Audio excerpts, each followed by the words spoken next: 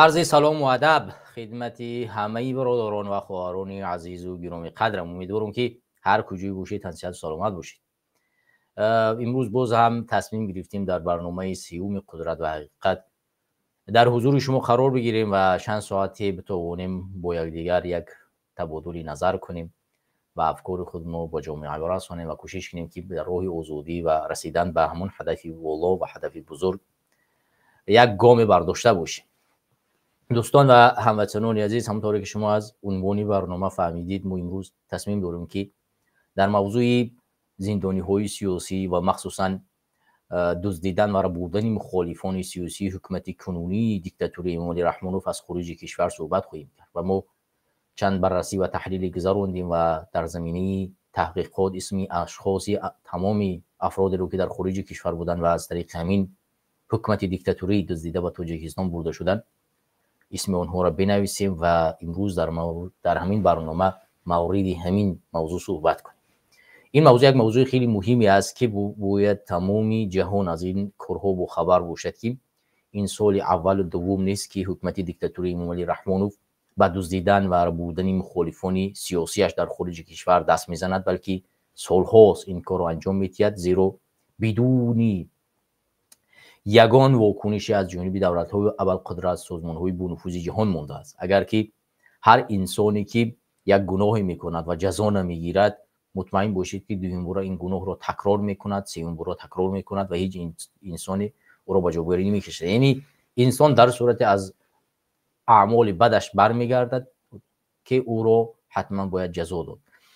مخصوصا حکومت‌های دیکتاتوری که چنین کارها را انجام میدهند حتما باید یک جزایی داده بشوند، چه از جامعه خودی همون منطقه، منظور جامعه تاجیکستان اگر به عنوان تاجیکستان اسم ببریم، و یا اینه که کشورهای ابرقدرتی که در اونجا از نام آنها دزدیده برده میشوند. مثلا ترکیه کشور امروز دوم جهان است و واقعا برای حقوق انسان سالها تلاش کرد و واقعا در عصر 18 و 19 اگر ما حساب کنیم ترکیه کشور ابرقدرت بود و حرف را در جهان میزد و امروز هم نفوذش در جهان خیلی زیاد است و یک بازیگری در این مناطق اروپا مقرر کرده میشه و چه بین آسیا و اروپا.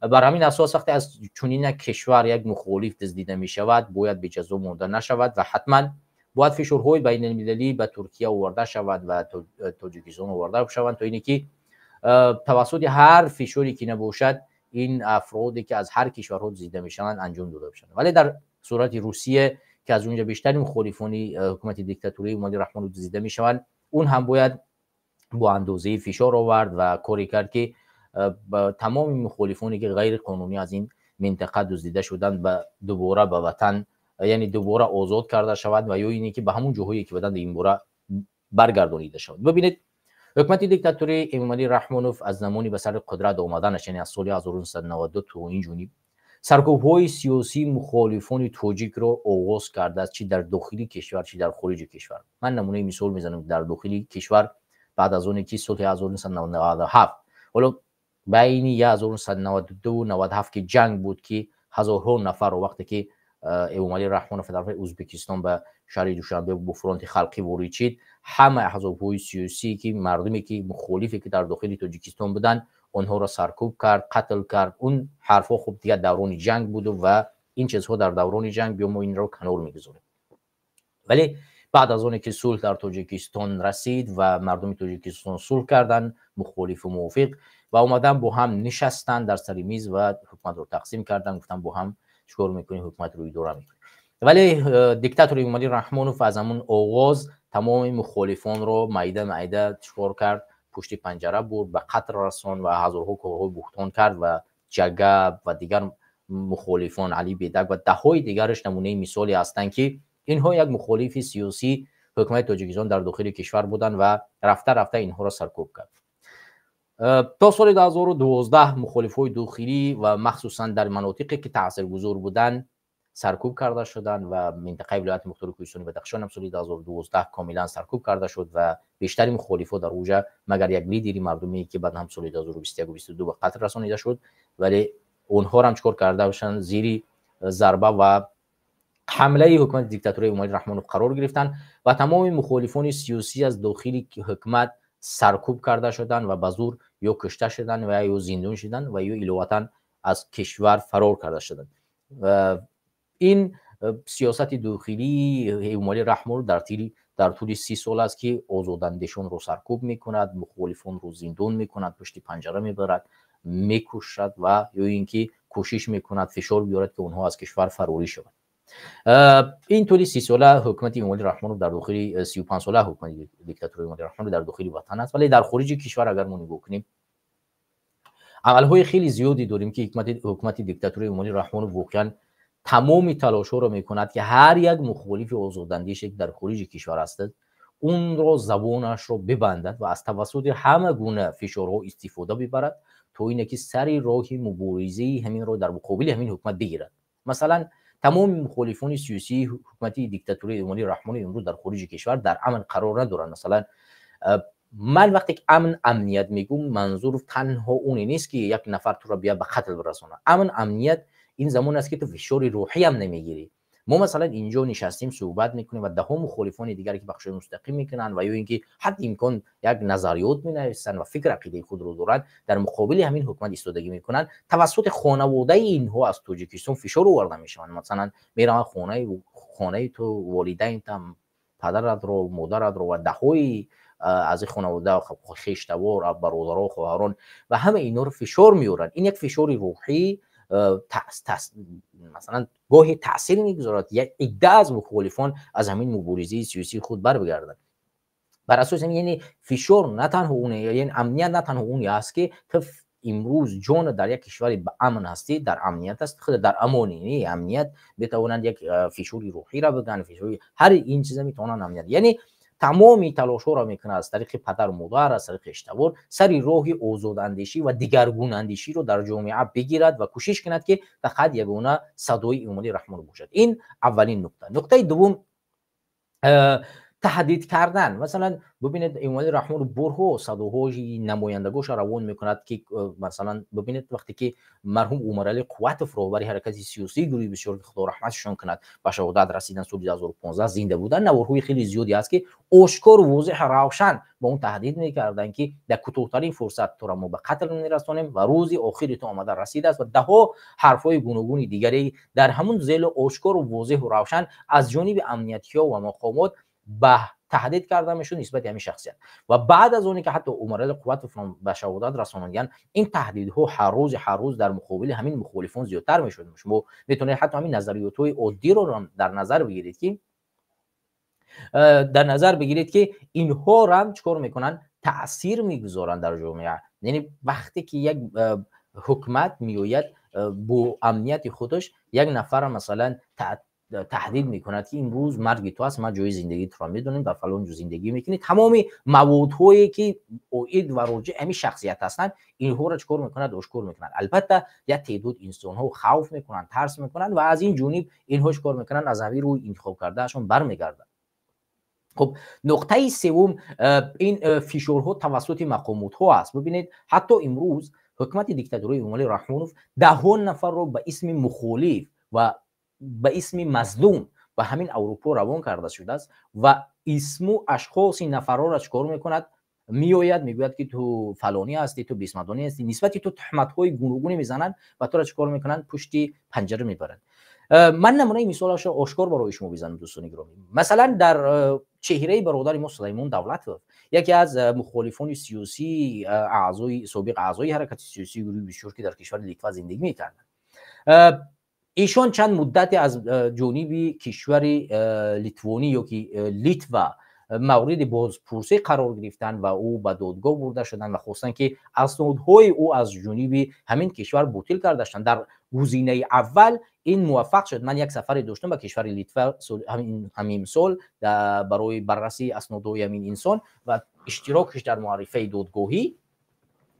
در اونجا دیده میشد که واقعا اشخاصی را حکومت امالی رحمان روان کرده است که در مقابل مخالفان سیاسیش از هر تهمت بهتان استفاده میکنن و یک نفر رو چیکار میکنن، میبرن پرونده باز میکنن، گویا که او افراطی است، گویا که او با حکومت کار میکند، یا که گویا با برادرش صحبت میکند، برادرش با حکومت کار میکند که این ادعاهای پوچ و خم و ده ها چیز دیگه تهمت میکنن و تو را میبرن چیکار میکنن پشت پنجره.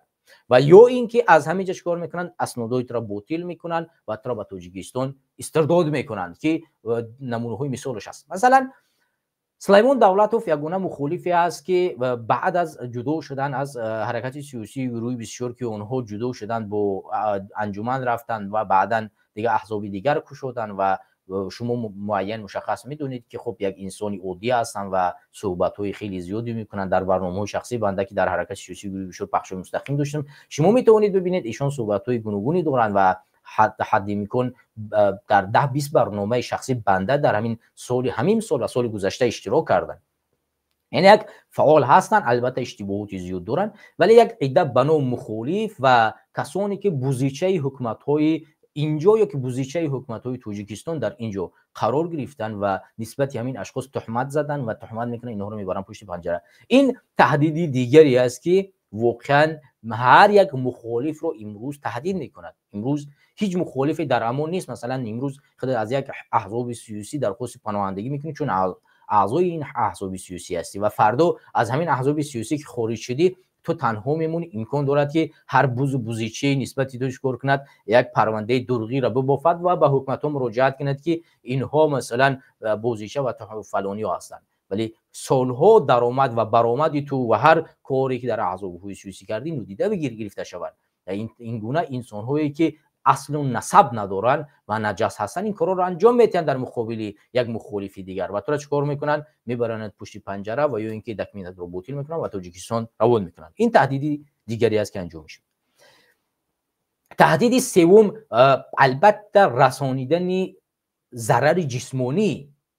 شما وقتی که میگیم که ضرر جسمانی، یک تعداد انسان ها فکر میکنن که اگر در کشورهای اروپایی، روسیه و دیگر جا به مخالفان حکومت دیکتاتوری عمری رحمانوف ضرر جسمانی رسانیده نمیشود. اما وقتی که شما نظر میکنید سال 2014 در ماه نوامبر به مقصود ابراهیموف رهبر حرکت جوانان تاجیکستان برای احیای تاجیکستان حمله کرده شد و او رو به 5 کرد ضربه زدن.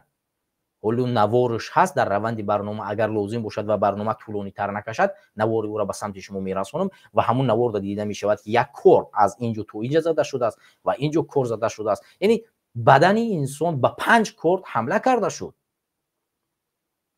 خب این نمونه تهدیدی دیگه و قتل عمر قوتوف نمونه مثالی این قربانی سیاسی و قتل از جانب حکومت دیکتاتوری عمری رحمانوف است. این تهدید علیه خودش کار میکند یک تهدید نقطه دیگر می شود. نقطه دیگر میتواند دربوده شدن یک مخالف سیاسی باشد. ما در تاریخ تاجیکستان خیلی نمونه های زیاد برای دزدیدن و ربودن یک مخالف سیاسی تاجیکستان رو داشتیم که از خارج کشور توسط حرف فشار با پول خریدن، با مقامات چیکار کردن، انسان ها را چیکار کردن، دزدیده به تاجیکستان بردن. خود همین رهبر جوانان برای احیای تاجیکستان مقصود ابراهیموف در سال 2015 20 ینور ناپدید گشت. بعد از 4 روز معلوم شد که با داشتن شهروندی روسیه در تاجیکستان است. از کدام طریق و به کدام اساس این انسان به تاجیکستان برده شد معلوم نشد.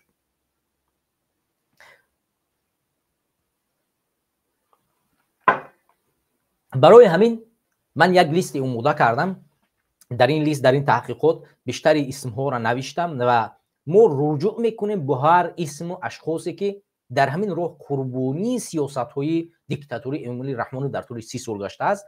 این رو با هم در همین برنامه صحبت خواهیم کرد و علاوه در روند برنامه اگر فرصت شد همون طوری که گفتم نوارها رو از رفتی برنامه برای شما پیشکش میکنم و صحبت خواهیم کرد و اینجوری در مورد تهمت ها یا فشارهایی که ذکر کردم با دلایل ها بیشتر صحبت خواهیم کرد. این در روند برنامه و پیش از اون که بریم به همین لیست و صحبت کنیم در این مورد، از همه شما دوستان و بینندگان عزیز و گرامی خواهشمندم که این کانال جدیدی ما است و من از همه شما خواهش میکنم که کانال جوانان برای احیای تاجیکستان رو دستگیری بکنید به اسم یوث تاجیکستان در یوتیوب و فیسبوک هست و لطفاً ابونه شوید و نوارهایی که عین حال شما تماشا میکنید لایک کنید و دیلیت کنید و این برای پیشرفت برنامه که یگانه جوی رسمی برای برآمد ما هست کمک میرساند. و علاوه دوستان عزیز و هموطنان یک چیز دیگر برای شما اینجا ثبت کنم که از این پس یعنی از این روز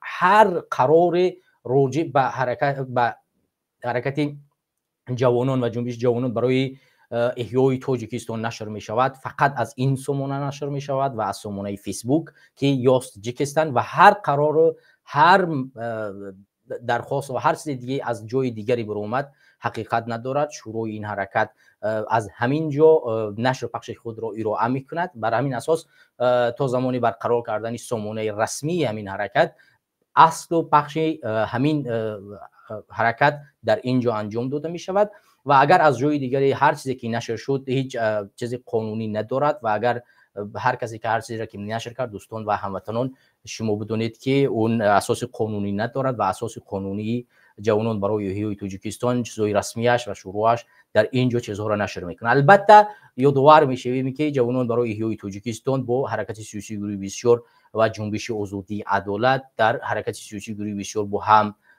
برآمد میکنند و با هم برنامه دارند و نقشه دارند پیش میروند، ولی اینها حرکت های گوناگون هستند، سه حزبی گوناگون و شوراهای مستقل خود را دارند و در صورت هر یک تصمیم هر یک پیشروی اینها میتوانند تصمیم خود را مستقلانه بگیرند و پیش ببرند. بر اساس همین اینجا شما میدونید که کانال جوانان برای تاجیکستان در فیسبوک سال 2014 تشکیل کرده شده بود و شما اگر هم بدروین تاریخش نگاه کنید که بعداً تغییری نام کرد به یوست تاجیکستان، ولی به هر صورت بازم یوتیوب او را دیرتر متأسس دادیم و در اینجا دیگر پخش و اصل اونها رسمی در اینجا میشد و هر جایی که هر چیزی که پخش میشود اون چه اساس قانونی ندارد و دوستان میتونید که به این نقطه شما توجه کنید. من برمیگردم دوستان گرامی به همون لیستی که من برای شما ذکر کردم. خب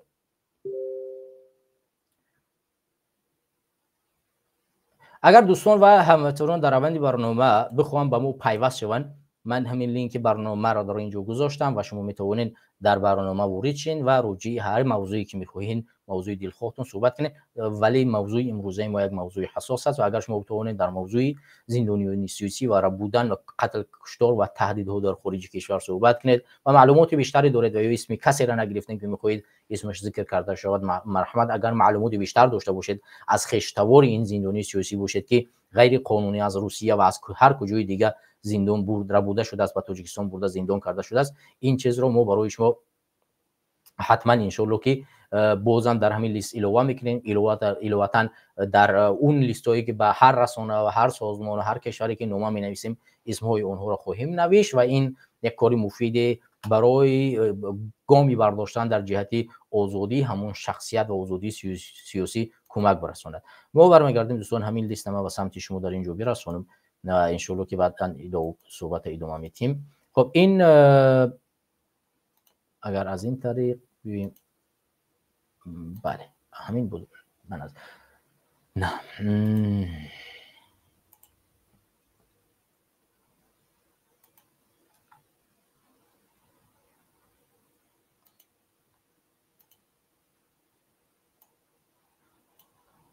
متاسفانه ورد ما را نشون نمیتید.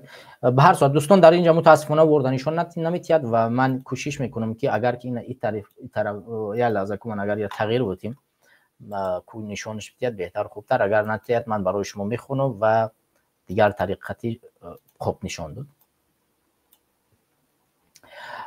همونطوری که دوستان و هموطنان شما در روی شیشه خود میبینید این همون نامه‌ای است که ما آماده کردیم برای جوانان برای تاجیکستان تو اینه که معلوماتی داده بودیم، تحقیقاتی که امروز گذروندیم معلوماتی بدیم. همونطوری که شما دوستان میبینید و هموطنان در لیست اول ما قرار دادیم با وقت، یعنی در سال 2015 مقصود ابراهیموف رهبر سازمان جوانان برای احیای تاجیکستان روز 20 ژانویه سال 2015 در شهر مسکو را بوده شد. پیش از آن بر ضد او کوشش‌های کشتن به استفاده از کار انجام داده شده بود که نتیجهش زخمی زیادی به او رسانیده شد. او پنهاناً به تاجیکستان به این انتقال یافت که در آنجا به 17 سال زندان محکوم گردید. خب گروه سازمان ملل، کاری سازمان ملل اوید به بازداشت تصادفی، ارست و یا که اکسترادیسیون و غیر قانونی دونسته شناخته است، اما مقامات تاجیکستان این قرار را نادیده گرفتند. یعنی شما دوستان هم طوری که معلومات دارید مقصود ابراهیموف رهبر جوانان برای یوی تاجیکستان واقعا از جانب محکومات همونطوری که من گفتم تهدید در قدم اول تهدید کرده شده بود، چون من معاون مقصود ابراهیموف بودم و اینجا مقصود ابراهیموف براش تهدید شده بود که دیگر این دفعه برات حمله کردیم نکشتیم زنده موندی، اگر باری دیگر در زلو که اون زمان ما در زلو برآمد میکنیم، باری دیگر اگر شما در زلو برآمد کنید ما شما را چیکار میکنیم، حتما یا میکشیم یا اینکه به تاجیکستان میبریم. ولی وقتی باری آخر ما در یک کانال به نام سازندگان داشتیم و در اونجا با مقصود ابراهیموف از جانب همین فعالان حرکت و اون در اون زمان همونطوری که گفتم جوانان گروه تاجیکستان حرکت سیاسی گروه بسیار با هم کار میکردن و فشار زیاد آوردن که این جوان بیاد برآمد کنند و چرا برآمد نمیکنی و این چنین امثال. خب مقصود ابراهیموف برآمد در زیلو برآمد کرد و این اشتباه نکنم روزای تقریبا 13 14 ینور بود و روزی 20 ینور مقصود ابراهیموف ناپدید گشت. یعنی تهدیدی اونها در فدراسیون روسیه به عمل چیکار کرد، حقیقت پیدا کرد. وقتی که ما میگیم تهدید خودش یک نمونه جقیدن روحیان به انسان است که امنیت زیر سوال برود و ترس وحش وارد شود، این همون نقطه ای است که در مقصود ابراهیموف صورت گرفت.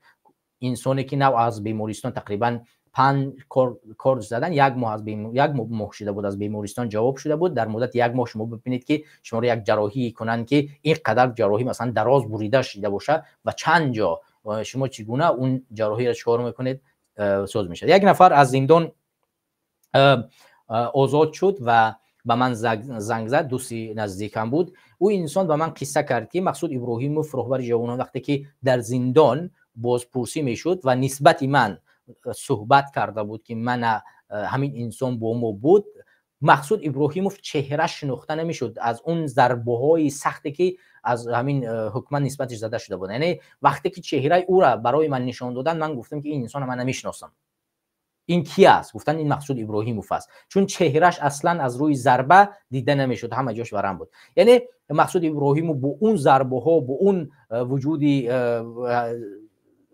ضربالودی که بیمار بود به تاجیکستان برده شده بود و باز چیکار کردن؟ او را در اونجا زدن. نفر دوم راهبر مرحوم عمرعلی قوت و راهبر حرکت سیاسی گروه 24 است که او انسان روز 5 مارس سال 2015 در شهر استانبول به قتل رسانیده شد و اویلش با 5 فرزند کودکش زهرآلود کرده شدند. ببینید خب عمرعلی قوت واقعا در تاجیکستان هم طوری که شما میبینید شرکت فراز و ده ها شرکت های دیگر رو تأسیس داشت و کوشش تلاش کرد که به مردم در تاجیکستان جای کار تامین کنند، به چند هزار نفر جای کار میداد و تلاش و کوشش های زیادی کرد. ولی وقتی که مالش از جانب شمسالله صاحبوف، یک صاحب کاری و دامادی امامعلی رحمانوف گرفته شد، مجبوراً از خود کرده شد، مجبور شد فرار کند به خارج کشور بیاید و در خارج کشور با شرافالدین گدایف و دههای دیگر حرکت سیاسی گروه 24 تأسیس بدهند و این مبارزه‌اش را در مقابل امامعلی رحمانوف آغاز کند و از تمام فسادهایی که در تاجیکستان و در اداره هستند نسبت آنها بگوید. این یک نمونه مثالش از قتل و کشتاری که ما در اونجا ذکر کردیم. دوستان گرامی، نمونه دیگرش برادر ما صالحوف امیدجان، یکی از برادران و فعالان هم حرکت سیاسی گروه 24 هم جوانان که او زمان با هم تلاش میکردیم در نماینده ما بود در شهر نوسیبیرسک فدراسیون روسیه. این انسان واقعا یک مبارز خیلی قوی بود و همیشه مبارزه می بود. وقتی که ما در کنفرانس رو تشکیل کردیم در شهر مسکو، اولین کسی که به این کنفرانس پیوست از شهر نوسیبیرسک همین برادر ما امیدجان صالحوف بودن. بچه‌ای که در فدراسیون روسیه در شهر مسکو زندگی می‌کردند به این ملاقات از تحت وحش امامعلی رحمانوف اومدن، ولی امیدجان صالحوف از شهر نوسیبیرسک برای این ملاقات خص به این شهر، یعنی به شهر مسکو اومد که 4000 یا 3000 کیلومتر دورتر است. ولی بعد از 9 اکتبر امیدجان صلیحов در که 10 اکتبر که امیدجان صلیحov در 10 اکتبر دعوت‌های زیادی می‌کرد که در تاجیکستان میتینگ کرده شود و این میتینگ برگزار کردن نشد و نفرایی که نزدیکتر به امیدجان صلیحov بودن اونها رو حکومت دستگیر کرد و امیدجان صلیحov یگانه کسی بود که گفت اگر اونها رو آزاد کنید من آماده ام به تاجیکستان بر بگردم و من یگان کاری خلاف قانون نکردم و فقط کاری ما یک میتینگ بود در داخل تاجیکستان، نه تبادلات نظامی و غیره. امیدجان صلیحov روز 11 یا روز 15 به تاجیکستان برگشت، ماه اکتبر همونطور شما میبینید به تاجیکستان برگشت و روز 15 یا که 12 بود او با ما صحبت کرد. ما گفتیم که نرو ولی به تاجیکستان برگرد، ولی امیدجان متاسفانه سال 2014 از جانب همین حاکمیت به 17.5 سال زندان محکوم شد و در موضوع مقصود ابراهیموف هم باید یادداشت کنیم که مقصود ابراهیموف هم با 17.5 سال زندان محکوم کرده شد. ما برمیگردیم به عبدالنظر صاحب نظروف. اگر که برادران زیاد نشناسنش، به اسم اسرار در زیلا مشهور بود و واقعا در شهر مسکو تلاش‌های خیلی زیادی میکرد و مبارزه‌های خیلی زیادی میبرد. اگرچه یک انسانی مشزن بود، یک انسانی بود که نه اونقدر سیاست رو درست‌تر میفهمید و همیشه هدفش این بود که بستگی‌ها سرجم باشند، اسمی تاجیک بلند باشد و هیچ انسانی زورآوری کردن نتواند و تاجیکستان یک کشوری صاحب استقلال بود، یک بچه قد قامتی بلند داشت و واقعا یعنی با حشمت بود و همیشه تلاشش برای آزادی تاجیکستان بود. ولی متاسفانه در بلاروس در وقت گذشتن مرز از جانب پلیس‌ها که در اینترپول قرار داشت دستگیر کرده شد و به تاجیکستان روان کرده شد. در تاجیکستان رو 20 سال زندان محکوم کردند. دوستان عزیز، یادآور میشیم این نقطه دیگر رو که حکومت دیکتاتور ایوب رحمانوف از همه واسطه‌ها از جمله اینترپول و فدرال نیروز و از ده‌ها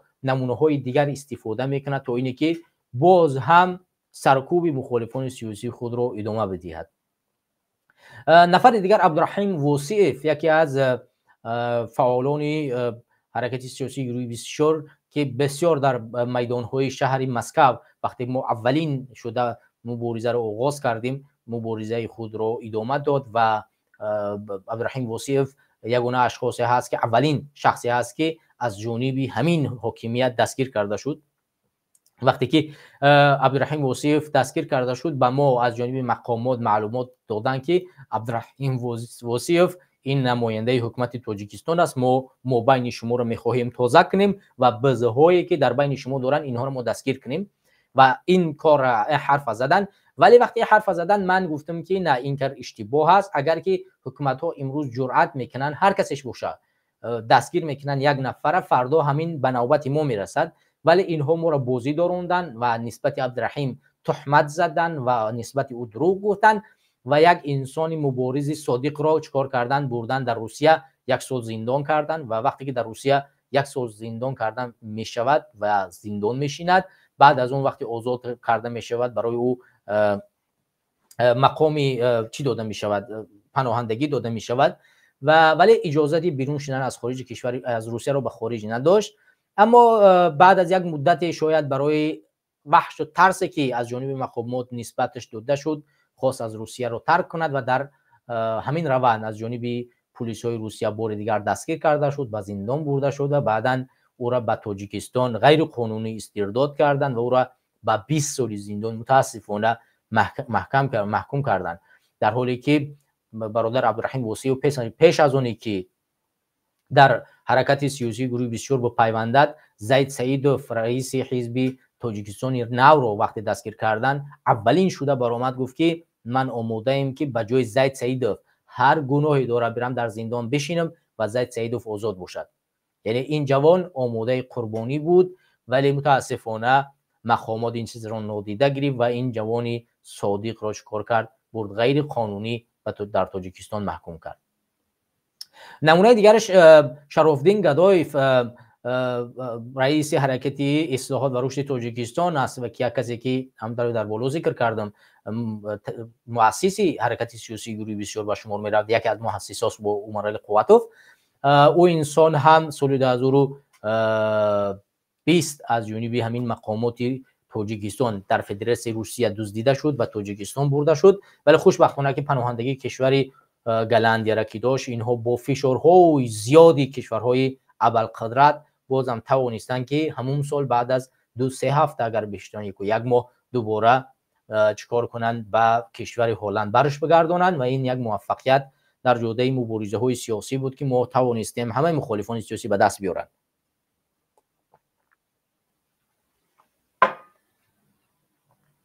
هموطنان عزیز، شهاب‌الدین بدلوف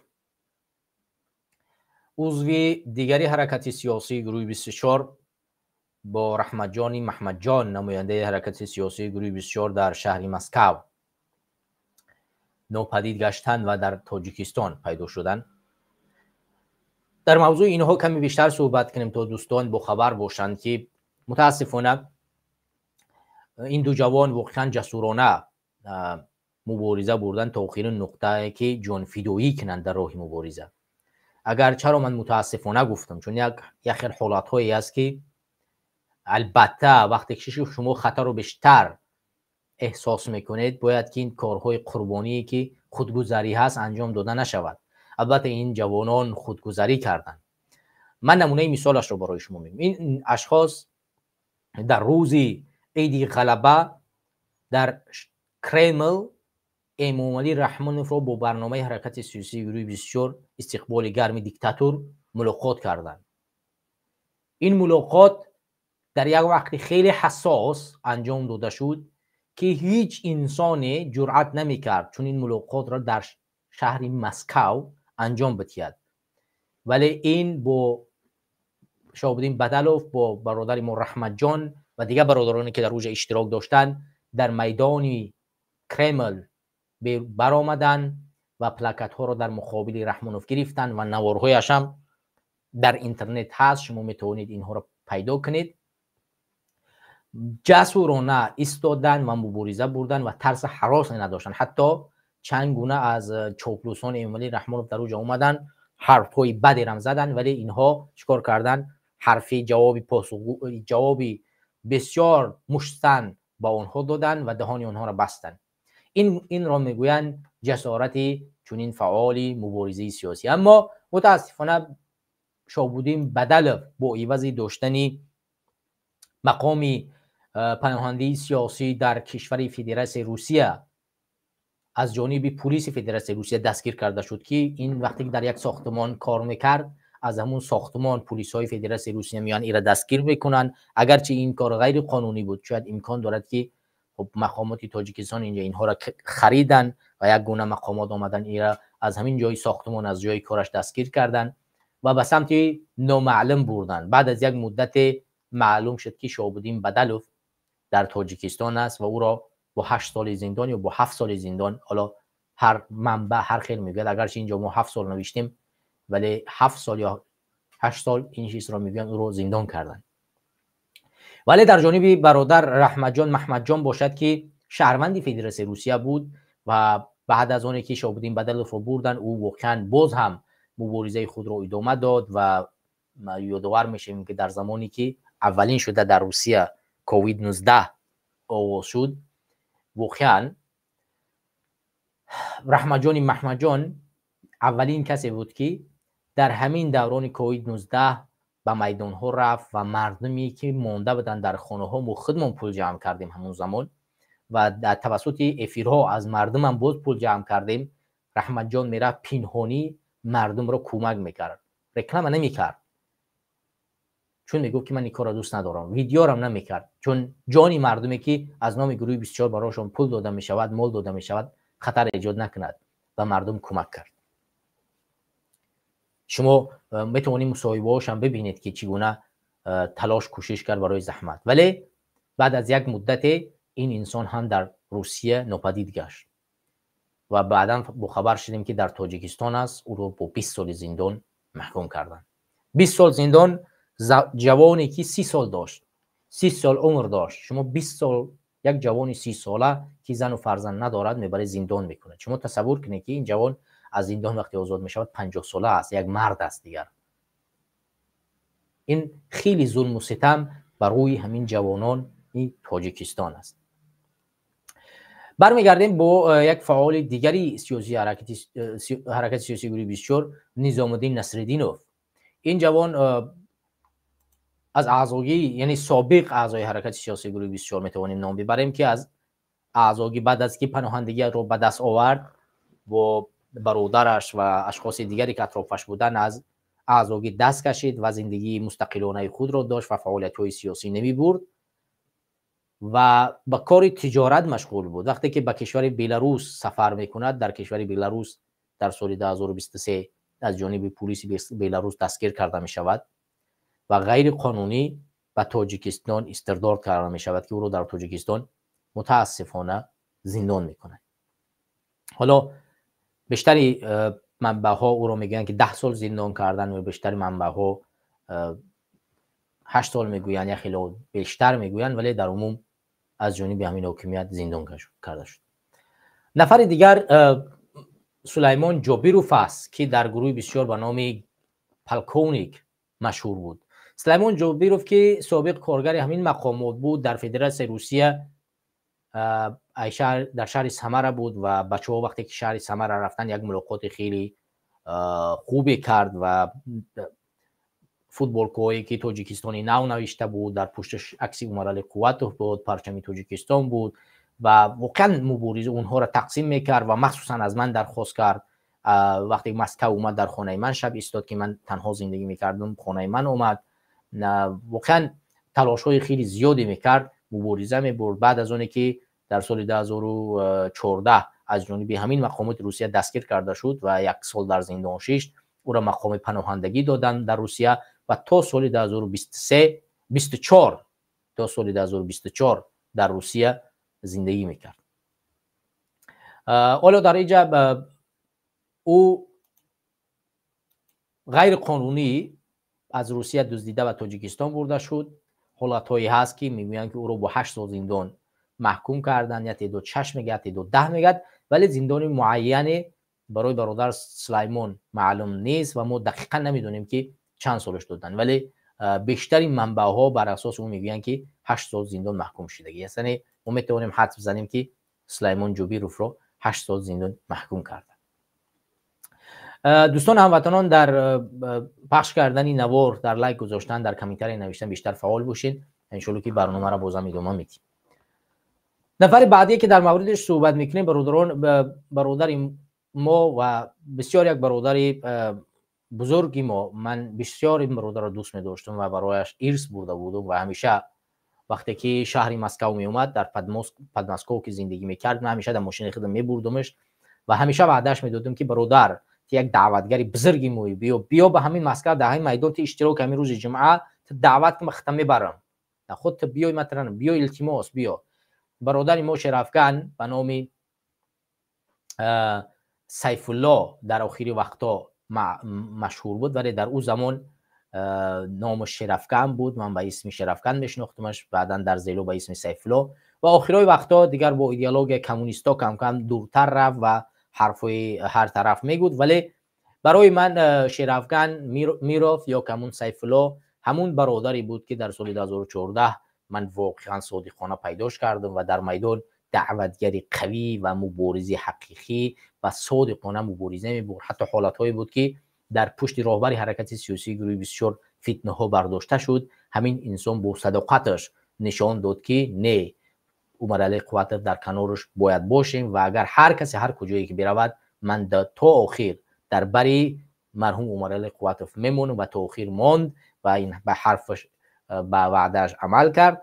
ولی متاسفانه این نفر از جانب همین مقامات روسیه بعد از یک مدت طولانی، یعنی در سال 2020 یا که در سال 2023 از جانب این مقامات دستگیر کرده شد و متاسفانه با نداشتن هیچ دلایلی او را به تاجیکستان بردن و به 17 سال زندان چکار کردن؟ محکوم کردن. یعنی این واقعا ظالمانه است.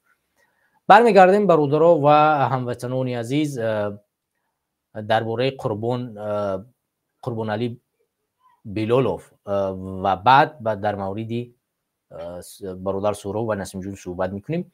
قربان علی بلالوف یک از برادران ما در کشور آلمان بودن که اصلا ایشون اعضای حرکت سیاسی گروه 24 نبودن در عموم، ولی چون فعالیت‌های خیلی زیادی برده بودن، وقتی حالت‌هاشون جانشون در خطر اومد برایش از حرکت سیاسی گروه 24 کاغذ اعضایی داده شد و در کشور آلمان زندگی میکرد. ولی وقتی دستگیر شد متاسفانه خب مشکلاتی خودش هم موجود بود که اون مشکلات ها داشت، ولی به هر صورت حکومت آلمان به حکومت تاجیکستان باور کرد، به وعده های او باور کرد. قربان بلالوف رو به تاجیکستان استرداد کرد، ولی در تاجیکستان این نفر رو به 10 سال زندان چکار کردن، متاسفانه محکوم کردن. برادران عزیز و هموطنان عزیز، در موضوع برادر ما سلیمان دولتوف که من در بالا ذکر کردم، شما همونطوری که میدونید برادر ما سلیمان دولتوف سابق اعضای حرکت سیاسی گروه 24 و امروز یک فعال جامعه مدنی متاسفانه از جانب 4 عده بزی بنا اسم مخالف در حکومت لیتوا، حالا اسمشون وقتی لازم شود نام خواهیم بود، عین حال من اسم نمیبرم چون یک تعداد اسم آدم ها به نام مخالف آمدن مردم رو قاچاقبرانه از مرز لیتوا میگذرونن، کارهای غیر قانونی انجام میتین. علاوه بر این باز هم چیکار میکنن؟ مردم تاجیک رو غیر قانونی در همین حکومت همین لیتوا میفروشن. و زمی همین باز هم چیکار میکنن؟ نسبتی برادر ما سلیمان دولتوف تهمت ها زدن که انسان گویا که نفری مقامات باشد و ده ها تهمت های دیگر که نسبتش پرونده باز کردن و عین حال پروندهش در حالت خیلی سنگین قرار دارد که امکان دارد سلیمان دولتوف در کوتاه‌ترین فرصت به تاجیکستان دیپورتاسیون کرده شود یا اینی که دکومنتاش انولی رد کرده شود و ده ها. همونطور که شما میدونید چند مدت بازداشتگاه قرار داشت و بعد از اون که دیگر باز وکیل گرفتن، تلاش کردن از بازداشتگاه او را رها کردن، ولی به هر صورت وضعیتش در حال خوب قرار ندارد و ما از همین از مقامات لیتوا و از تمام تشکیلات حقوقی بشر و کشورهای ابوالقدرت درخواست میکنیم که در کوتاه‌ترین فرصت به حق سلیمان دولتوف رسیدگی شود و اسنادهای او در کوتاه‌ترین فرصت برگردانیده شوند. خب برمیگردیم در موضوع برادرمون سهراب و نسیم جون شریپوف، برادران و هموطنان عزیز. سهراب ظفر راهبر حرکت سیاسی گروه 24 و نسیم جون شریپوف نماینده حرکت سیاسی گروه 24 در کشور ترکیه ماهی مارت فوریه و مارت سال جاری ناپدید گشتن و تلاش‌های خیلی زیادی صورت گیری برای پیدا کردن اینها. ما برای بودوباش جای این اشخاص تلاش‌های خیلی زیاد کردیم و من همونطور که در برنامه‌های قبلی گفتم مثلا یکی از برادرها برای ما کوشش کردیم یک از برادرها و نزدیکای برادرها را زنگ بزنیم و معلومات پیدا کنیم که همین برادر در تاجیکستانن. اونو ترسیدن ولی با یک اشاره به ما گفتن که بچه‌ها در تاجیکستانن و تلفن‌ها رو خاموش کردن، ما را دیگر در خط سیاه پرتافتن. ولی به هر صورت من این حرف به شورای حرکت سیاسی گروه 24 رساندم، چیزی که تصدیق پیدا نکرد. اونها نخواستن هیچ چیز را تصدیق پیدا کردن و یک نفر دیگر بازم به طور دیگری اومد، از یک طریق اومد برادرها در جمع بشنون میفهمند به من رساند که برادر ما سهراب ظفر در تاجیکستان است و خب دیگه در فلان جای امنیت، در دچه امنیت در فلان جا قرار دارد و سلامتیش خوب است و فلان و بسمدان. من این حرف برآمدم با یک برادر ما در عضو شورای حرکت خبر رسوندم و گفتم برادر چون این حالت به ما اومد است و اگر این حرف بخوای که به شورا برسونیم به شورا میرسونیش و اگر بخوای بین حربمون بمونه و برادر خودش میدونن. ولی او برادر گفتن که حرف باید به شورا برود و در شورا این حرف رو ما حتما باید بررسی کنیم و این حرف رو در شورا بررسی کردیم که از یک تعداد انسان ها در اینجا از پشه فیلم میسازن. ولی به هر صورت این حرف بررسی کرده شد و در اوج این حرف به پایان رسانیده شد و تصدیقش پیدا نکرد و همین کار ماند که تا زمانی که رادیوی آزادی از منبع درست خود از تاجیکستان با خبر شد که برادرها در تاجیکستان هستند و غیر قانونی اونها رو به تاجیکستان بردن. خب یادآور میشیم که برادر ما نسیم جان شریپوف و سهراب ظفر ماهی مارت فوریه از ترکیه ناپدید گشتند و بعد از 2-3 ماه مشخص شد که اونها در تاجیکستانند و همین هفته گذشته مشخص شد که برادر ما سهراب ظفر به 30 سال زندان محکوم شده است که 10 سال او زندان پرزور است و نسیم جان شریپوف به 20 سال زندان محکوم کرده شده است. این واقعا یک حکم ظالمانه در تاریخ است و ما میدونیم که در صورتی که ما و شما مبارزه نبریم، برنگردیم به وطن، اینها رو آزاد نکنیم، مطمئن باشید که برادر ما سهراب ظفر میبرد 67 تقریبا 60 چند ساله می شود تا 70 و نسیم جان هم تقریبا با اندازه تولدش 86 است. ولی فکر کنم که از زندان آزاد شود چند ساله می شود. برای همین یعنی فقط حوض شما نه همه اون اشخاص معینی رو در حرکت قربانی های حرکتی در حرکت سیاسی گروهی بسیار دارید. یعنی ما فقط از جوانان برای احیای تاجیکستان و حرکت سیاسی گروهی بسیار تقریبا طول 20-40 دقیقه فقط از زندانیای یک حزب سیاسی گفتیم که از خارج کشور زیده برده شدن، ولی کسایی که در تاجیکستان نه.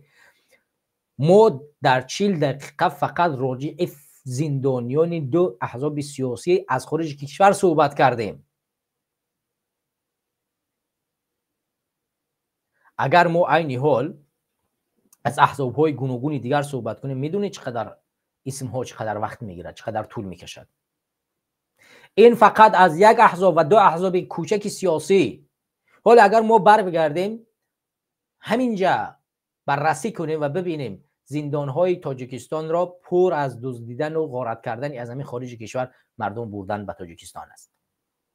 ما فقط کوچکترینش برای شما در 40 دقیقه، 1 دقیقه 2 دقیقه نه، ما 40 دقیقه می شود فقط از دو حزب کوچک سیاسی را برای شما در اینجا قرائت کردیم. چقدر زندانی سیاسی دارد؟ اسم ببرید. 10 نفر خواندم، 20 نفر خواندم. قتل، کارچه زدن، دزدیدن، تهدید کردن، 20 سال و 30 سال زندان کردن.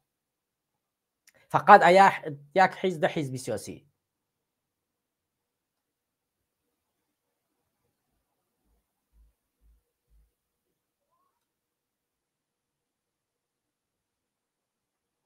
حالا اگر ما برایم از احزاب‌های دیگر برای شما جسیگیر کنیم چقدر می شود؟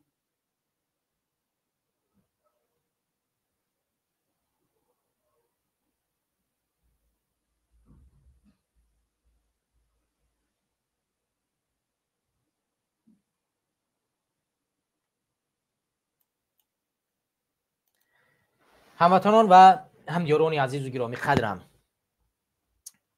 واقعا جای دردش هست که وقتی که ما میبرایم صحبت میکنیم و موضوع ها را نسبت کارهای غیر قانونی که در تاجیکستان انجام داده می شود به سمت شما میرسانیم. واقعا واکنش جدی از جانب هیچ تشکیلات، هیچ سازمان و هیچ کشور انجام داده نمی شود. ما باید برای حل این مشکلات به خودمون رجوع کنیم. چرا ملت تاجیک و تاجیکستانی نتوانست تو امروز تو اون درجه را فشار بیارد که در تاجیکستان حرفش معنا داشته باشد، در خارج کشور حرفش ارزش داشته باشد؟ ما کجا رفته شدیم؟ به کدام سمت؟ آیا حرف تاجیک در یگان جا شنیده می شود یا نه؟ آیا تاجیک ارزش دارد یا نه؟ آیا تاجیک دیپلماتی سیاسی دارد یا ندارد؟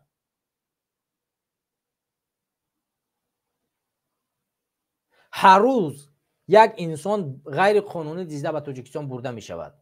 چرا ما تا امروز نتوانستیم یک تحریم نسبت اموال رحمانوف انجام بدیم، نسبت حکومت اموال رحمانوف یک تحریم انجام بدیم، یک سانکسیون کنیم؟ چرا این کار به این کار پیروز نشدیم؟ چرا توانایی همین کار نداریم؟ چون 4 تا بی‌نسل و بی‌نسب امروز به جای مبارزه آمدن چیکار کردن؟ منافع شخصی و داخلی خانواده خودشون رو چیکار کردن؟ اصلیت قرار دادن و حرکت ها را به خاطر اون مورد استفاده قرار میدن و نمیخواهند که اینجا مبارزه ادامه پیدا کنند.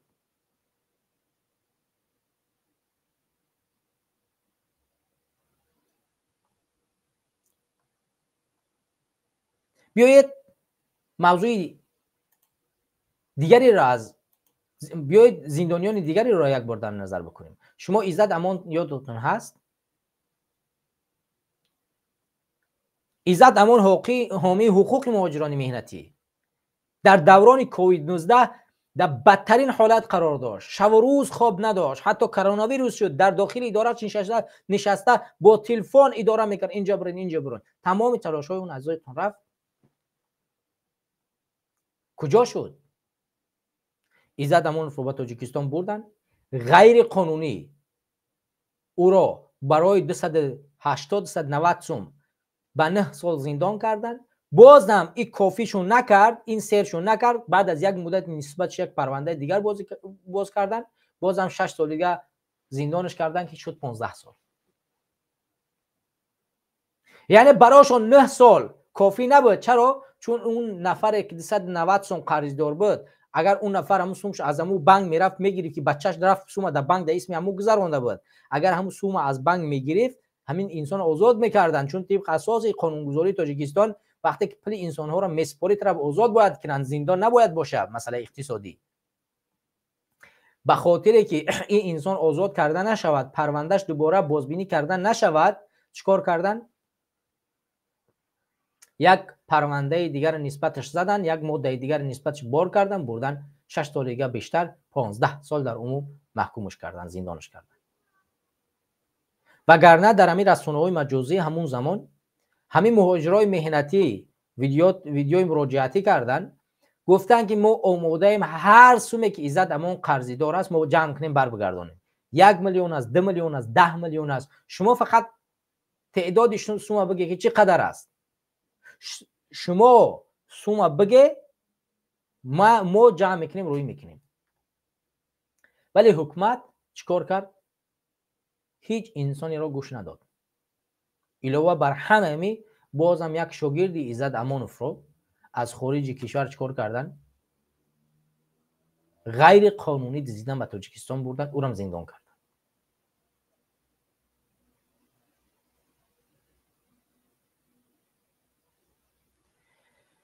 یعنی وقتی که ما حرف میزنیم میگیم که برادرو کارهای غیر قانونی نسبت همه شهروندان جمهوری تاجیکستان صورت میگیرد، ما دلایل های اثبات کننده داریم، ولی بیایید کار کنیم. اما کار انجام داده نمیشود.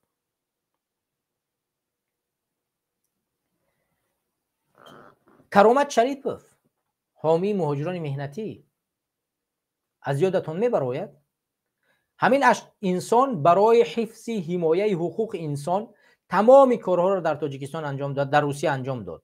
حتی اون نفری که مردم تاجیکیه دژمشید و جمشود چون چیزگه تحقیر کرده نام برد، با بدترین حالت نسبت اونها برخورد کرد و کاری کرد که اونها بیان بخشش بپرسن. ولی باز هم روزنامه را در سر شب دیگه بخشش شما دما لازم نیست. شما کی هستین؟ با علاوه همین انسان چیکار کردن؟ مجبور کردن که پاسپورتش انولی رد کرده شود، با تاجیکستان دپورتاسیون کرده شود. بارم در کالیاسکای معیوبی او با تاجیکستان بردن، در تاجیکستان نمیدونم زهرش دادن، چیکارش کردن؟ بعد از یک مدت خیلی کوتاه چیکار کرد؟ از دنیا درگذشت. یک انسانی ساز هیچ بیماری ندارد، یک بار میبینید که از دنیا در میگذره. خب دیگه مرگ است به هر حال، اما این مرگ رو نمیتوانیم همینطور قبول کنیم. وقتی که ما میگوییم برادرها بیایید با هم همکاری کنیم، شما ببینید همکاری چی فایده دارد. حالا مثلا مخالفان حکومت تاجیکستان مثلا در کشور آلمان نزد دفتر سازمان ملل متحد برای تحریم کردن یا نزد پارلمان اتحادیه اروپا تظاهرات میکنن و 100 مخالف یا که 300 مخالف جمع میشود. آیا اینها رو جدی قبول میکنن؟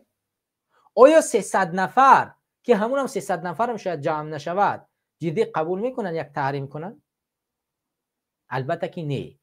اما وقتی که ما تعدادمون زیاد میشود، نزد یک جایی که ما تظاهرات میکنیم 5000 10000 نفر جمع بشیم، مطمئن باشید که حرف شما وزن پیدا میکنند، شما را گوش میکنند. مجبورن هزارها رسانه هاشون، هزارها دیپلمات هاشون، هزارها کارکنان این طرف اون طرف بیان با شما بشینن صحبت کنن. دیگر راه ندارن.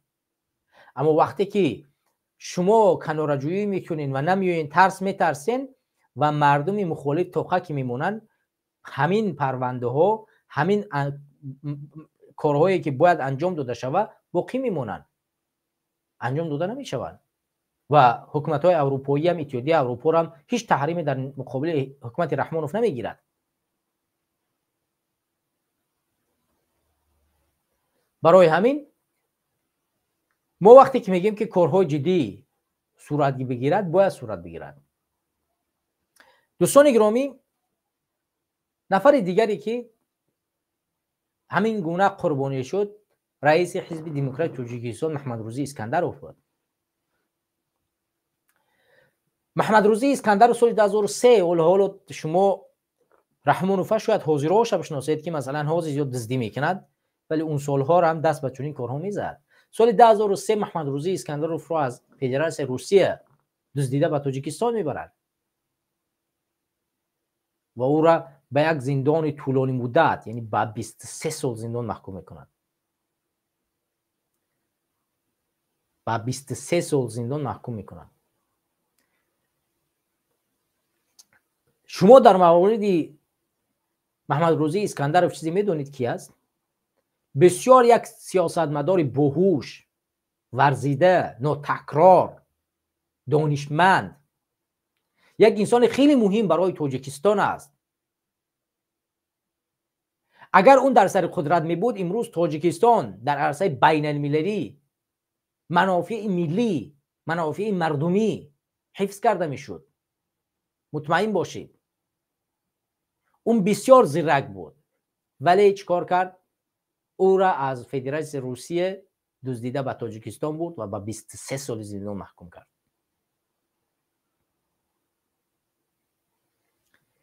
یک سال دو سال نه، 23 سال. این از سال 2023 از سال 2003 تا اینجا 20 سال میگذرد.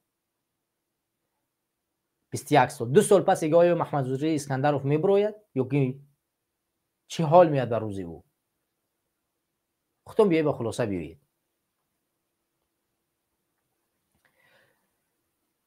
دوستان عزیز، بیایید من بازم چه برای شما بمانم تا اینه که ما بتوانیم با هم این را بیشتر هم ببینیم هم بخونیم. خب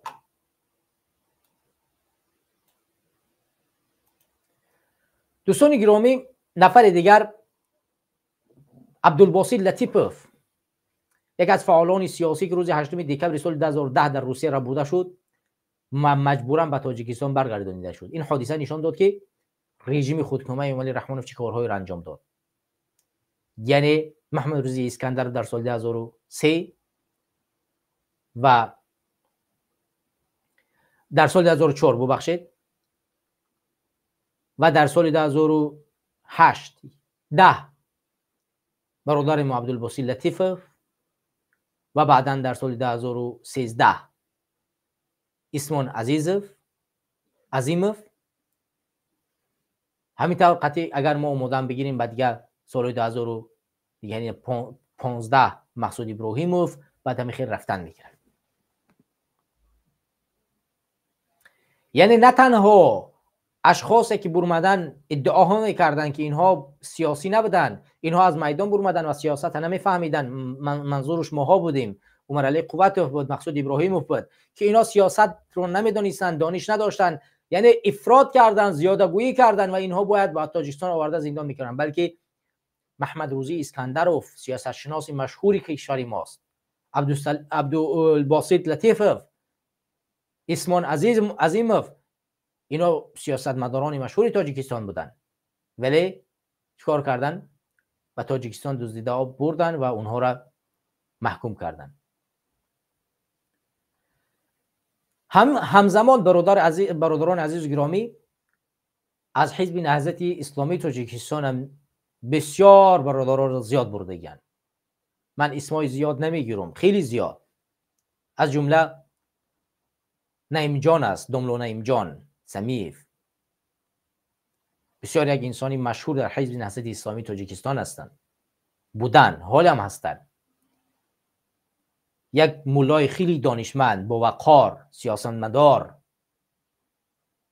که هم میخواستند که تبلیغ دینشان رو بکنن، هم سیاست دولتی رو داشته باشن. ولی از فدراسیون روسیه شهری از چچنیستان رو دستگیر کردن و به تاجیکستان بردن. متاسفانه با علاوه اونی که او را فریب کردن که ویدیو کند که خودش به اجازه خودش به اختیار خودش برگشته است و 15 سال زندان محکوم کردن. ویدیو را هم کرد، گفت من به اختیار خودم برگشتم، اگرچه دزدیده بودن باز هم به 15 سال زندان محکوم کردن.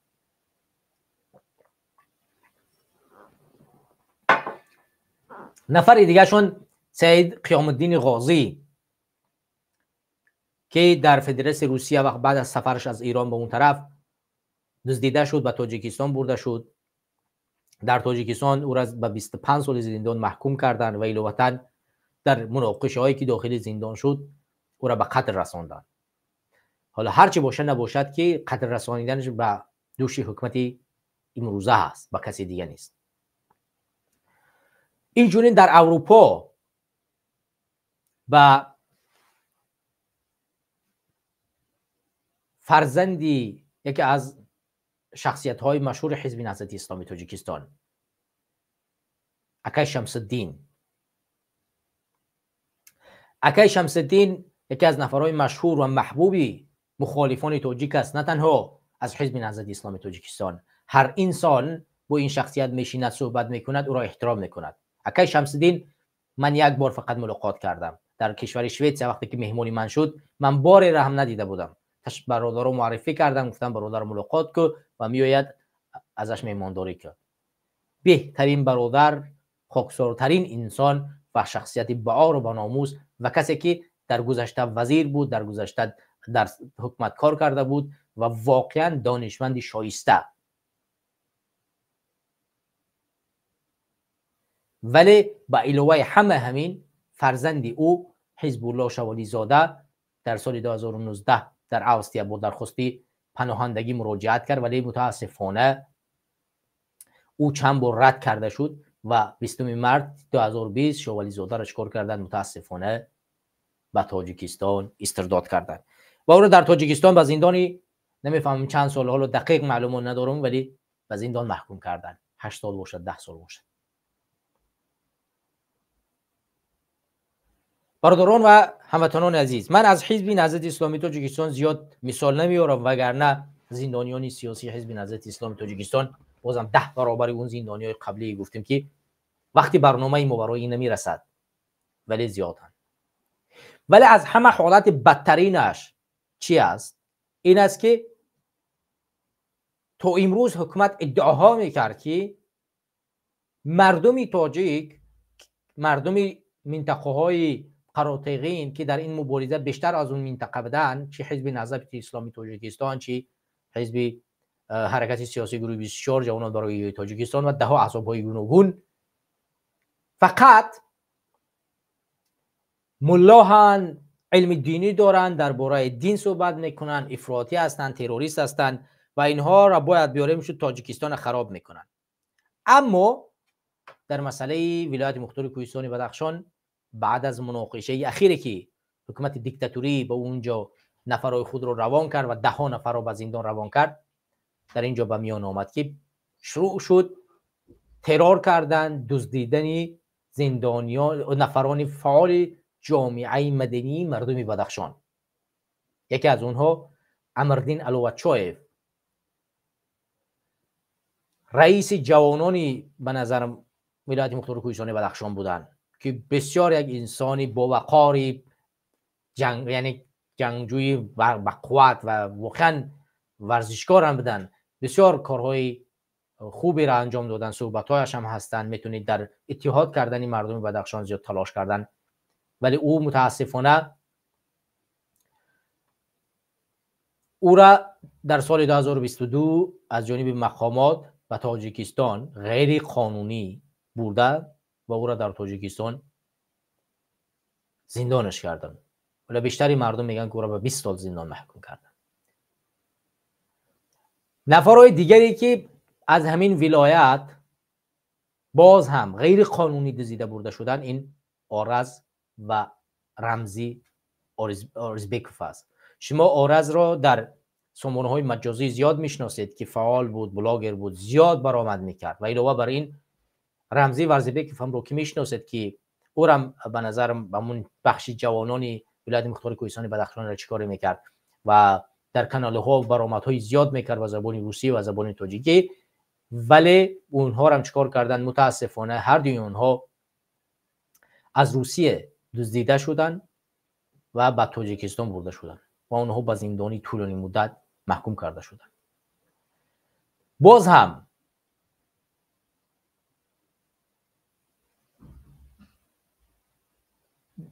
هم در آخری همین کار چهارشنبه فرا مسلم نوروزوف رسلان پولادبکوف را از مردم ولایت مختار کوهستان بدخشان باز هم دزدیدن و تاجیکستان بردن. با زندان‌های طولانی مدت باز هم اینها را محکوم کردن. اگرچه چهارشنبه 8 سال گرفت ولی دیگراش زندانی طولانی مدت بود. دوستان عزیز، همین جا من یک اشتباه کردم. به جای فرزندی برادر ما اکای شمس‌الدین اسم دیگری حزب نهضتی را گرفتم. اینجا بخشش میپرسم. فرزند اکای شمس‌الدین عبدالله شمس‌الدینوف نام دارد که او را از گرمانیا دزدیده و تاجیکستان بردن. اگرچه من از دیگر نهضتی را گفته بودم،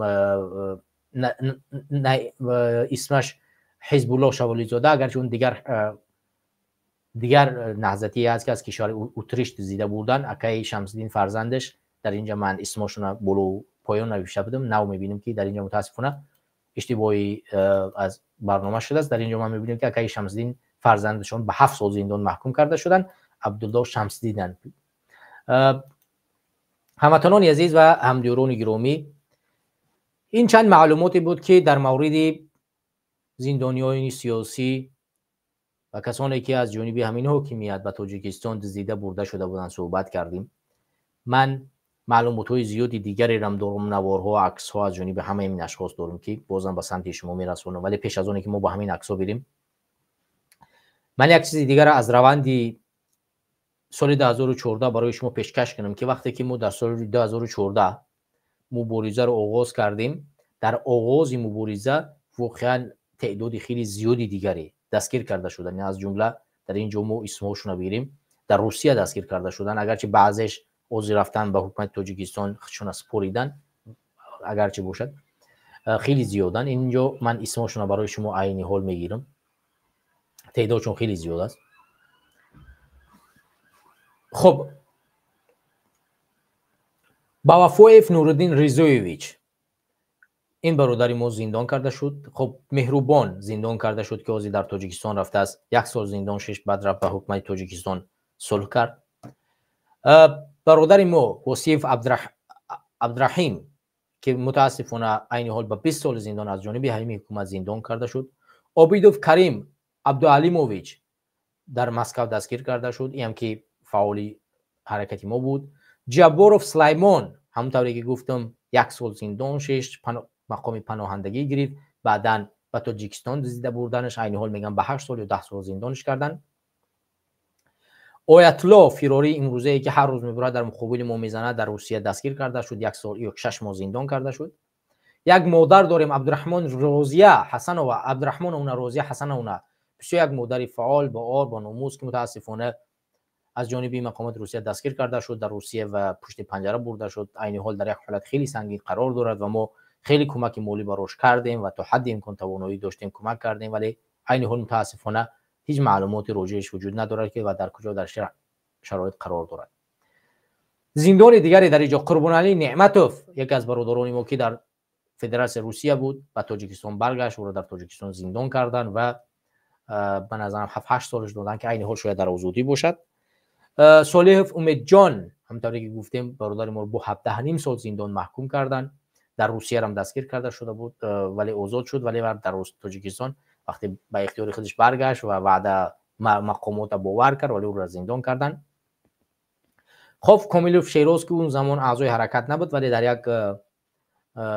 در یک جمعیتی ما اشتراک کرد که او را دستگیر کردن در فدراسیون روسیه و 1 سال زندان شد، بعدا آزاد شد، به اوکراین اومد، دیگه تغییر عقیده کرد. این حال به نظرم در همه کشورهای اروپایی در مقابل اساسهای دین اسلام مبارزه میبرد متاسفانه، ولی در جاهای عین حال زنده و قرار دارد. هموطنان و همدیران عزیز، این چند معلومات از اول مبارزه بود که وقتی که ما آغاز کردیم قربانی خیلی زیاد داشت. این اسمایی هستن که با اسمای زیادی دیگری هم هستن، ولی با اسم شما نمیرسد، به سمت شما نمیرسونم. من هم اینجا برادران عزیز نواری برادرمون مقصود ابراهیموف رو به سمت شما میرسونم، اون نواری را که مقصود رو کورچه زدن به سمت شما برسونم تو دوستان از تصوری از همون چی داشته باشید.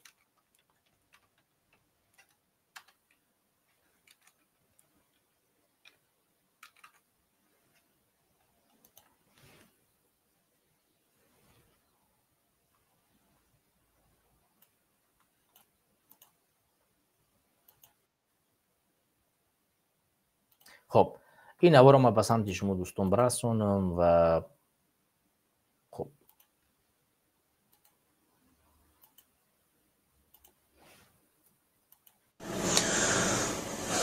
Доброго дня всем. Меня зовут Максуд Ибрагимов, председатель Организации возрождения Таджикистана. Как многие из вас знают, на мою жизнь произошло покушение 26 ноября 2014 года за мои политические убеждения. Значит, сегодня я вам покажу следы от покушения на мою жизнь. Было 6 ножевых ударов в области сердца, значит,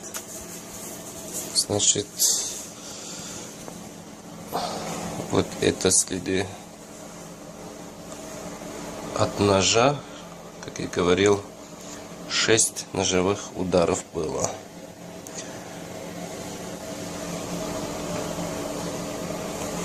Вот следы остались, несмотря уже прошло почти 35 дней. Вот тут еще одна маленькая была, оно зажило, как видите, а вот большие еще следы есть. Вам это все видно.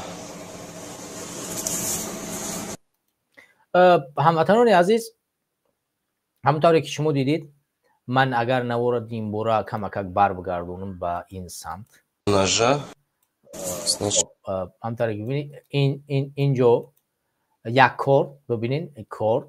خب اینا نگاه کنید چقدر دراز است، از این بالا زدگی حتی تا پشت رفتگی از شما.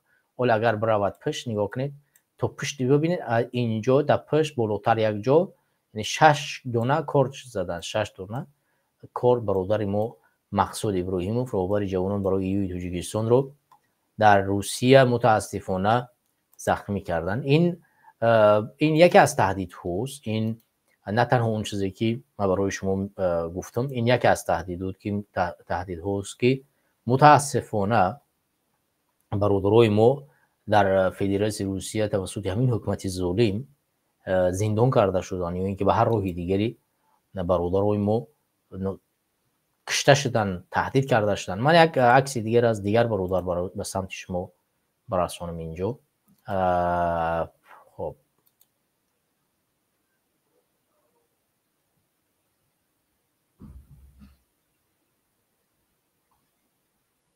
این عکس ما به سمت شما برسون. عکسی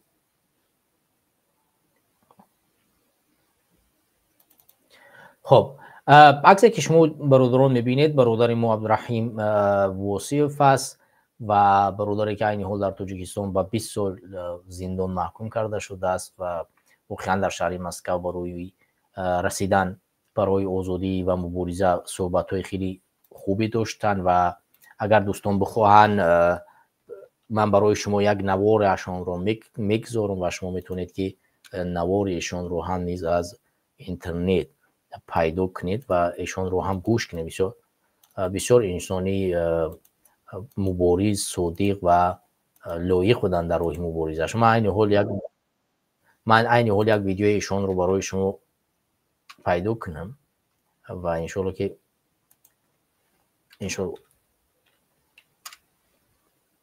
خب اگر من در همین سید پلیتیک تیجه به نظرم اگر اشتباه نکنم بد اگر پوگ نشیده باشد. خب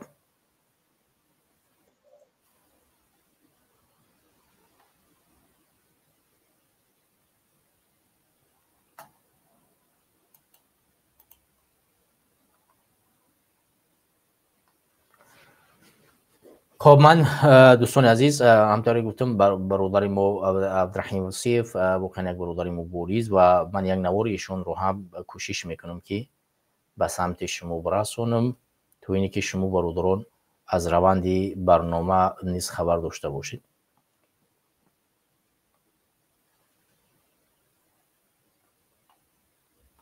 خب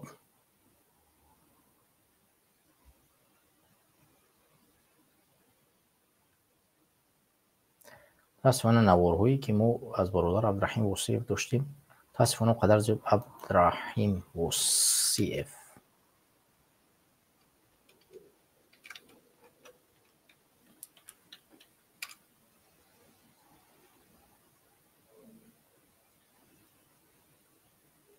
این من پیداش کردم برادر این من نوارش پیدا کردم به سمت شما نوارش هم میرسونم تو اینی که ما شما از همین برادر بازم کمی که معلوم داشته باشیم. قصه مریم یک بار برای شما روشنی بدازم که مریم چگونه انسان بود.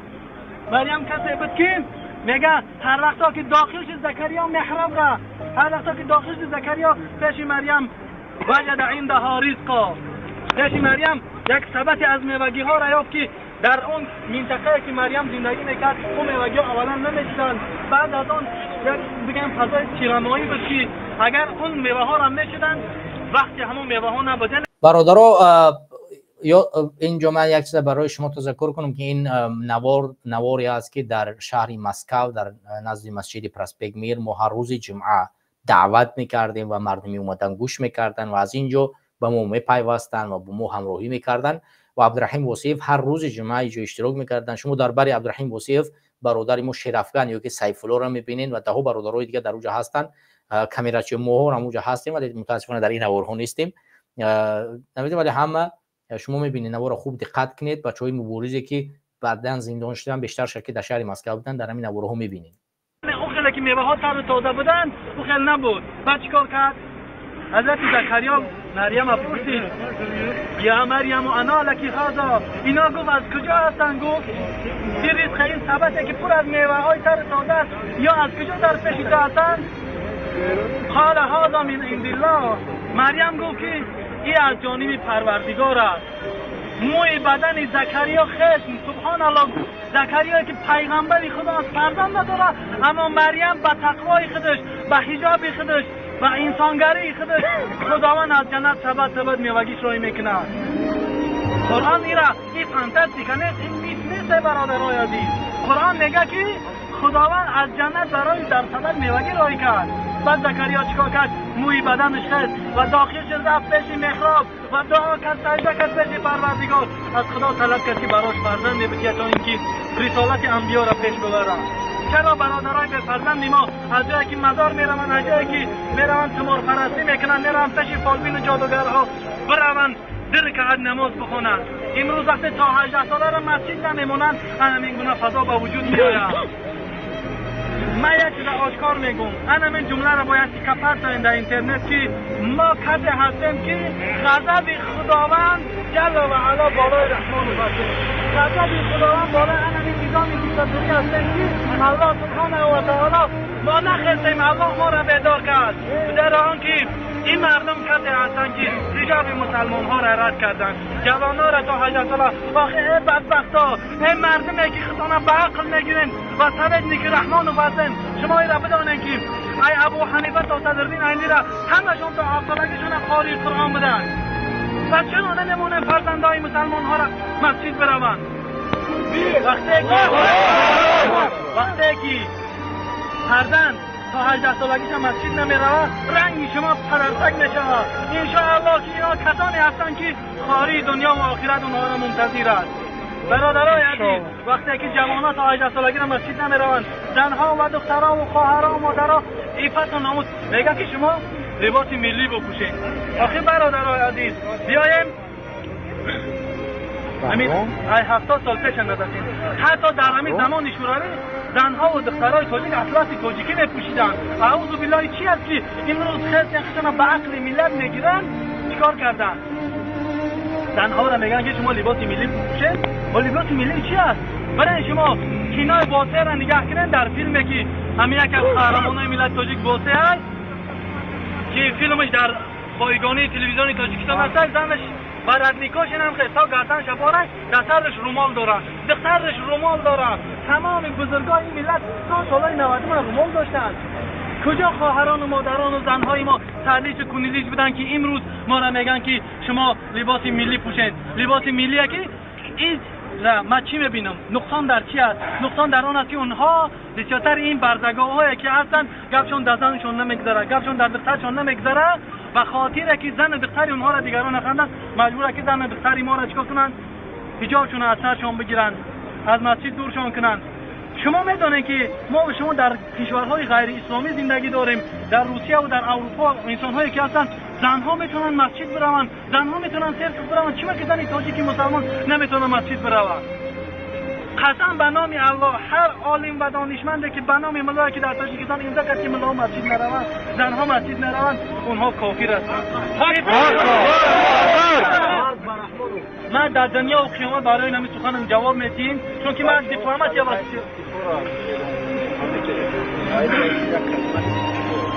این است که آخر گوش کنیم برادرای عزیز، من اشکارا میگم این همینجا من همین ویدیو ابرشن ایندا و تمام ملت تاجیک و تمام تاجیک و تاجیکستانی میگم که با والله قسم است شما میگن که ما فتنه نکنیم. اینم من شخصا من همچون دخان ملی در این همین گروه تاجیکستان نو از مخالفین تاجیکستان اعلان می‌دارم که این همین روز امام رحمانوف استعفای خودش اعلان کنه. و والله قسم اینم من خودم میرم اونجا به حیث رئیس جمهور میستم اگر میخوان مردک برای ملت آباد کنن. از سال 2015 تا 2020 تاجیکستان اونقدر آباد میکنیم که بعضی کشورها در 2050 به اونجا نمیرسن.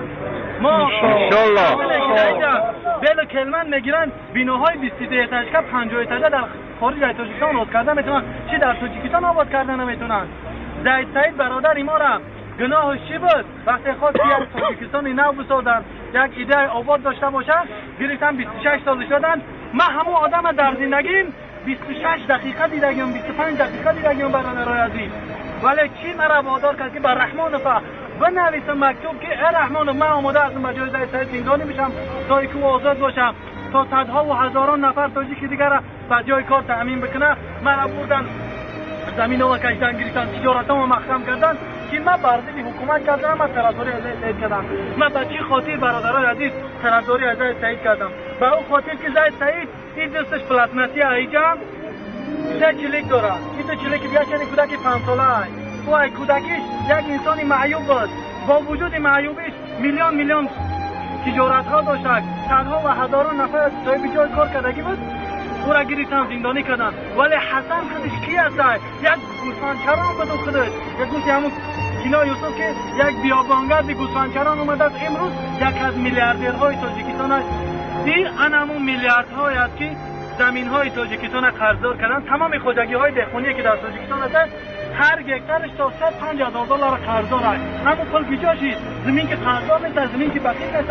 وقتی که برادرای من وقتی که زمین هر چی قدر که ما میگم برای شما میتونه رمان که ما و شما خلیفه خدا در روی زمین هستیم. خلیفه را میدونین یعنی چی؟ خلیفه این است که یعنی دایرکتور میشود اول بعد جانشینش میشود. به زبان تاجیکی همین خلیفه به زبان تاجیکی زمین تیتلی همین چی میشه؟ یعنی که اول خداوند بعدی خداوند ما و شما این در روی زمین. خداوند ما را این خرید تا پوستادگی که برای در روی زمین هر چیزی که میکاری برای تو میتونه تا اینکه بخری. تمام نعمتاش برای ما ارزانی کرد. چی وقتی حقوق و آزادی‌ها که پروردگار برای ما و شما داده است امروز زمین را آوردن، زمین را دروغ را قرضدار کردن. او عملیاتی که حسن خرید یک جا خرید، او دیگر کارخانه‌ها که کردن از کجا کردن؟ برادرای عزیز یک نکته دیگر هم یادآور میشم که همین علمی نویزه‌ها که ما در تاجیکستان داریم همین 2 میلیون تاجیک هم میتونیم که در همون جای جای کار کنم. چی وقتی ما چونی که تارت کنی بریم یا چونی که تارت کنی بریم ایران میاریم چه یا خیتای میاریم چه واقعا علمی نویزه‌ها ندونه که جزو 10 تا بهترین زوادهای علمی نویز دنیا همین علمی نویزه‌ها تاجیکستان بود. چی وقتی یک شعبه کش کار کنه برای خانواده. برادرها این برادر ما عبدالرحیم واسیف و ویدیوی ایشان از روند تظاهرات در نزد مسجد پراسپکت شهر مسکو در سال 2014 به خاطر یادداشت از صحبت‌های ایشان این نوار ما به سمت شما گذاشتم تو اینی که ما همه از احوال یکدیگر هر طریقی که نباشد با خبر باشیم. این چیز خیلی مهم است چون همونطور که شما می‌بینید ندانستن گذشته بسیار ضرر جدی میرساند. ما واقعا صحبت‌های زیادی از برادرها را امروز فراموش کردیم. به همین خاطر بیاین یک صحبت دیگه از دیگه برادرمون به سمت شما برسانم. عبدالرحمن غرمی که بسیار صحبت که این حال از زندان هستند صحبت ایشون رو به سمت شما برسانیم که شما صحبت ایشون رو ببینید. بازم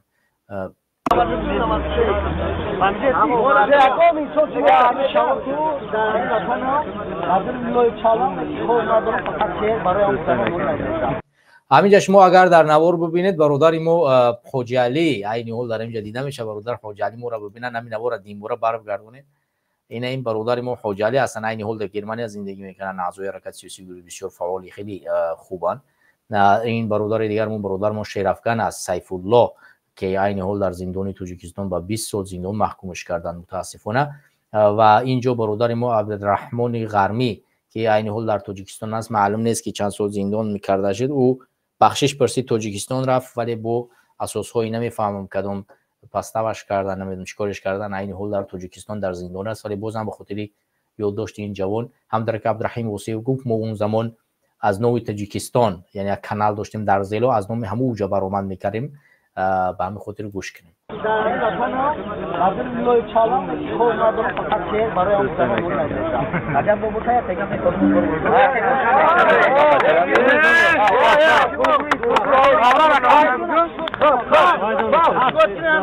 دوستان این وطن را رو به ره انداختی، دشمنان این ملت را روی تخت برداشتی.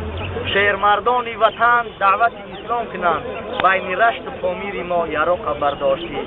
نیست کردی ملک ما را خائن وطن فروش، وطن زیبای ما را ماندی سودا در فروش. برادران عزیز یک چیز دیگر یادداشت کنیم که همینجا همین مرد سفید پوش که میبینی یک مرد کلان سال است، ریش دارد، سفید پوش، اکای جمعه بوی است که بسیار یک انسان شرفمند بودن. این یک بار در همین تظاهرات اشتراک کردن و یک بار دیگه پیش اکای کرامت برای کار خودشان رفته بودن. وقتی تاجیکستان برمیگردد زندانش میکنن و بعد از 3 سالی در زندان بودن از دنیا میگذرد در سن 50 سالگی و خداوند جوش جنت کنه. در حقش یک دعا کنین پروردگار رحمتش کنه. بسیار انسان خوب بودن و در همین جا بار اول اومده بودن.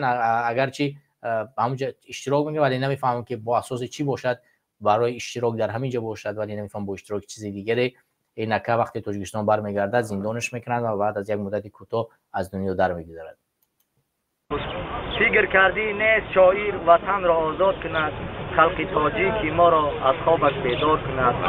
گوش کن ای شیردل وطنت برباد رفت، آن زمین و نعمت بود جانب خیتای رفت. حقیقت و حقیقت جوی ای بین اسلام رفت، گنرال پرکرار من طرف خیتای رفت. وقتش آمد خیزد مردم وطن را آزاد کنیم، دشمنان این ملت را از وطن سنگسار کنیم. سلام به خلق و ملت، به کل آدمیت، سلام به امام علی ای وقتی که سروری، تا این وقت چی کردی؟ میگوی امروز سخنها به خلق و مردم ما، جهان خیلی پرغوغا عالمی در ملک ما. حسن امروز بانکی رای کادی پلها دکی ای، امام علی سخن کرد تخمینه خطیش خواهی ای. سردار یک کارخانه رستم چی را میدونه، آزاده جان سخن که کادی پلها دکی ای.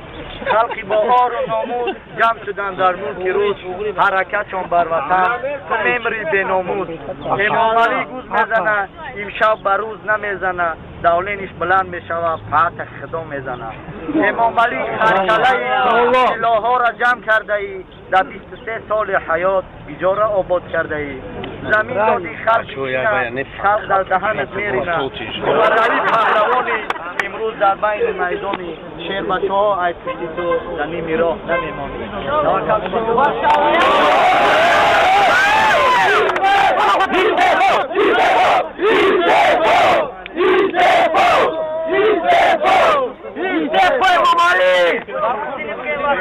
همونطور که شما دوستان دیدید و هموطنان واقعا این در شهر مسکو بود و سال 2014 بسیار برادران ما با یک نیروی قوی با یک مبارزه جدید این کار رو انجام دادن و از تمام برادرانی که در اونجا بودن تشکر میکنیم و امیدواریم که پروردگار هر کجای باشن الله متعال اونها را خوب و خوش نگه داشته باشه. البته مشکلات ها در همه برادران است و نوارهای زیادی از همه برادران در اینجا هست که متاسفانه امروز در یک حالت سنگین قرار دارند. من زیاد صحبت نمیکنم ولی بازم یک نوار دیگه از برادرمون پلکونیک میمونیم که شما کمک صدای برادرم گوش کنین و انشالله که بازم از برادر دیگر سهراب و نسیم جان شما نوارهای زیادی دارین و زیاد تماشا کردین ولی از برادرانی که قبلا در راه مبارزه بودن به هر راهی بردن زندان شو کردن این حال چیزهای بیشتری در مورد چون نمیدونین من به همین خاطر گفتم که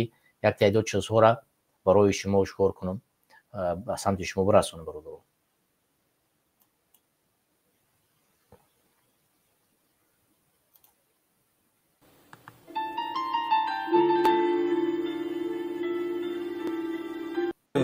به قربانت به هجرانت قسم. نه این نوار فقط درباره او خورده شده است، نوار نیست ولی به هر صورت من فکر کنم یگان ویدیو هست ولی متاسفانه نبوده است. به هر صورت حالا میبینیم اگر یگان نوار سلیمان جوبیروف پیدا کنیم حتما بر سمت شما خواهیم رسان ولی به هر صورت متاسفانه اینجا عینی حال نبوده است. خب